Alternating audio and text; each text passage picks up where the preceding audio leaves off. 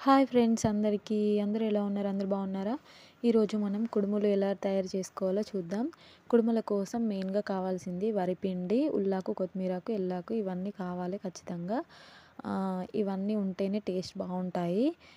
ముందుగా మనం వరిపిండి జల్లించుకున్న తర్వాత ఉల్లాకు, కొత్తిమీరాకు, ఎల్లాకు ఇవన్నీ మంచిగా కట్ చేసి పెట్టుకోవాలి. చిన్న చిన్నగా ఇలా కట్ చేసి పెట్టుకోవాలి.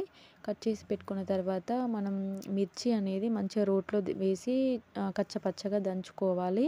అలా అయితేనే కుడుములు చాలా టేస్టీగా ఉంటాయి. మనం మిక్సీలో గ్రైండ్ చేయకూడదు. అలా అయితే టేస్ట్ రావు. ఈ ఉల్లాకు, కొత్తిమీరాకు ఇవన్నీ ఎక్కువగా ఉంటేనే మంచిగా టేస్ట్ ఉంటాయి. మెయిన్‌గా దీనికి కావాల్సింది ఈ టైంలో మనకి అనపకాయ దొరుకుతది కదా! అనపకాయ ఇత్తులను మంచిగా ఒలుసుకొని ఉడకబెట్టుకోవాలి ఫస్ట్. ఉడకబెట్టుకున్న తర్వాత ఈ పిండిలో ఇవన్నీ మిక్స్ చేసి మంచిగా ముద్ద చేసుకోవాలి. మనం చపాతీ పిండి ఎలా చేసుకుంటామో అలా మిక్స్ చేసుకొని ఇలా కుడుముల్లాగా చేసుకోవాలి. చేసుకొని మనం ఇడ్లీలైతే ఎలా ఉడకబెడతామో ఇడ్లీ పాత్రలో కూడా చేసుకోవచ్చు. కానీ ఒక గంజిలో కింద అడుగు భాగంలో ఏవైనా కట్టె పుల్లలు గానీ లేకపోతే ఇట్లా సిగ్బి అంటారు కదా! దాన్ని పెట్టి అందులో ఈ కుడుములను వేసి కొన్ని అడుగున వాటర్ పోయాలి.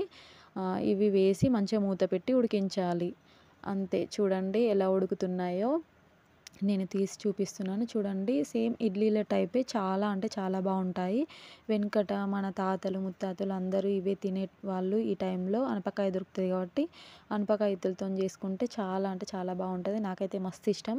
మీలో ఎవరెవరికి ఇష్టమో అందరూ కామెంట్ చేయండి. మా ఛానల్‌ని సబ్స్క్రైబ్ చేసుకోండి.